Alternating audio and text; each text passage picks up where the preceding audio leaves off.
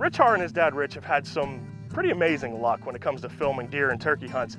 I'm not talking about good luck. They've had some bad luck. Now, Senior we've seen him go out and fling arrows at deer for about the past 10 years or so, and he just cannot put it together when that camera's rolling. Usually, when my dad and I get together, it's a mess. I've filmed him miss more deer. I've tried to get him killing his first turkey and deer on camera for the last decade. These guys work harder than anybody to try to get it all put together on a hunt. But for some reason, that camera just ruins the whole deal. I've filmed him miss more deer on camera, and I've never even got a turkey close to him on camera. But this year, I was confident that this was gonna be the slam dunk, this was gonna be the year I was finally gonna get a kill on tape for him. Opening morning, I got a slam dunk for Dad. We're finally gonna get rid of this snake bite, whatever you wanna call it, bad mojo, and I'm getting him his first kill on tape.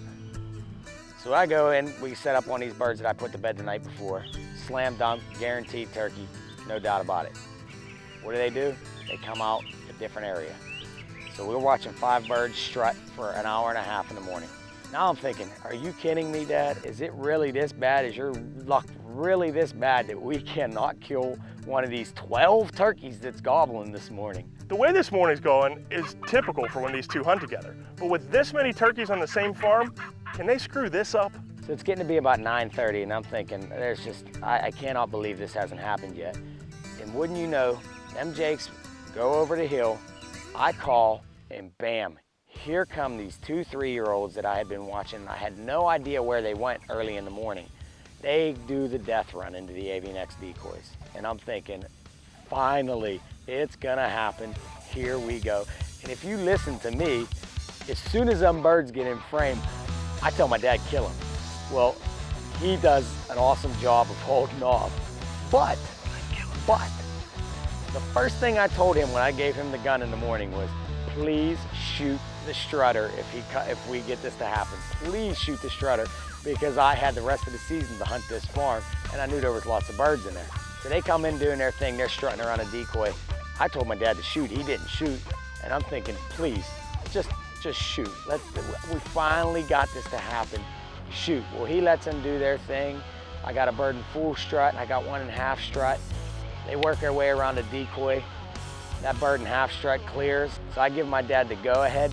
I'm thinking, shoot the strutter, shoot the strutter, shoot the strutter, kill him. What does he do? He shoots the bird in half strut. But now, I'm thinking, well, heck, we can double. I could hear my dad eject his shell, I could hear him chamber another one, and I pan to him, and he's sitting at my side. He was 6, 7 yards away from me while I was filming. He's crawling over to hand me the gun, because the bird that was in full strut comes back. Long story short, this bird comes back. I probably could have shot him. As a matter of fact, I know I could have shot him. He was only at 40 yards, but I couldn't identify a long beard. He went into strut from what I could see through the viewfinder, but it was opening day. I finally got my dad a bird on film, and I was happy with that. Congratulations, guys. I know that was a long time coming. Game on. Game on, game over. Game over, yeah. How's about that for an exciting morning, huh? That was a great morning. We probably heard, I don't know, anywhere from a dozen to 15 different birds. They've literally been gobbling since 5:35 this morning and they've not stopped. Hey, it's only opening day. I got a lot of days left and I'm just happy Dad got one down. And I got one more tag. You got one more tag. You gotta call your own in next time. We'll do. Game over for this bad boy. As long as I can borrow one of these guys. Yeah. With one Pennsylvania longbeard on the ground, I know there are a lot more turkeys on that farm, and these guys are not going to be able to resist getting back out there. We'll show you what happens after the break. Are you on him yet? You do realize that's our decoys, right? These LCDs are so realistic, they got me again.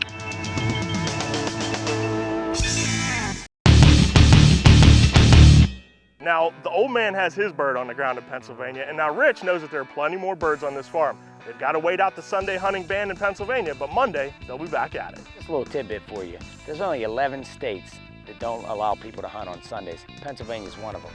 So Dad and I had to take Sunday off. But come Monday morning, Dad had a vacation day saved up, and it was his time to be behind the camera. It's the second morning of the season. Back at the scene of the crime, actually, where my dad killed the other day. I know there's a lot of longbeards in here. Kind of going to the well. I'm a little sketchy about it, but came by here yesterday just to check the fields to see if we had really disturbed them the other day, and saw a longbeard crossing the road coming off the farm. We hear our first gobble of the morning. Problem is, it's on the farm across the street, and I don't have permission to hunt that farm.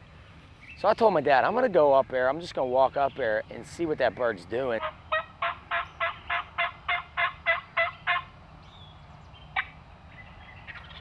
Hey, he's close. He's actually across the road now. There's a little patch of timber, maybe 80 yards by 80 yards, and I think he's in it right now. So we're gonna get the decoy set up out here. The old avian X's. I didn't bring the Jake today. I'm just using the hens. So let's see what happens. Let's get set up. With these avian X decoys, they're so lifelike that you have to think about your setup. On this hunt, Rich left the Jake behind, so he's using 2 hen decoys. That's going to change what the turkey does on his way in. We found that when you use a Jake, a lot of times the birds will come running in and they're looking for a fight. That's going to distract your camera, that's going to distract your hunter, it's going to take the bird's eyes and put them on that decoy.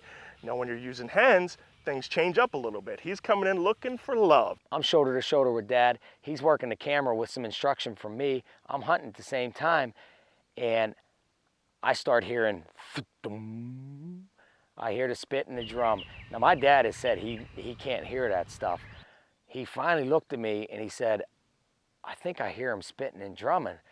Sure enough, I said, Dad, if you can hear that, he's close. If you've hunted turkeys long enough, you know what the spit and drum sounds like of a strutting turkey. When you've got a bird coming around a corner that's possibly going to pop out at 7, 8 yards, and you hear that coming around that corner, you know he's close. It's time to lock it down. It's time to just be a little bit calm.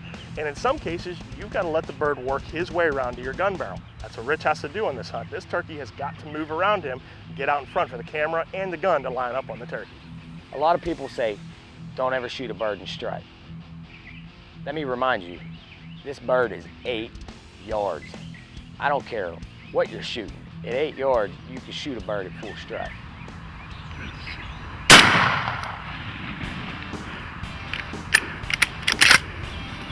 Yeah, baby. Yeah, baby. Pan up.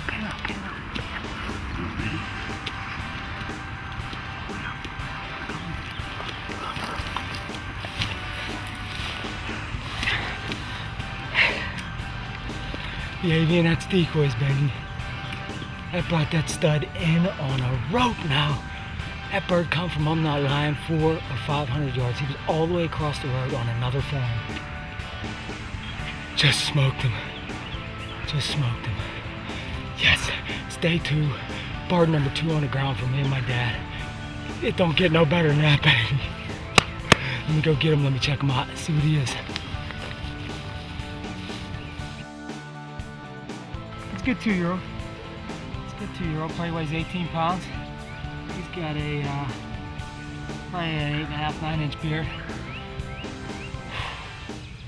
I'll tell you what, we come in this morning, didn't hear a single gobble on this property. We were here 2 days ago when my dad killed. We probably heard 10, 12 different birds. And we had a weather front move through late last night. It got out of here about 4 o'clock in the morning, 3 o'clock in the morning. And I said to my dad, I don't think these birds are gonna light up until 8 o'clock, 9 o'clock. I don't even know what time it is. It's probably 7:57 right now. We heard our first gobble at about 7:37. We actually moved. We were on a different setup where I wanted to set up first morning originally. And I could hear these birds gobbling, so I said, you know what, I'm gonna go up there, take a look, see what I could see if that bird's down over that road. Come up, there was a hen feeding, but I could tell this bird was moving, so I called to him. I could tell he was on the move. Went down, got Dad, we got set up in here. I don't know, that took like 2 minutes. Kerplow, that's 2 birds, 2 days. Dad and I finally put it all together. Now, deer season's only a couple months away. Let's see what we can do when we get into the tree stand, Dad.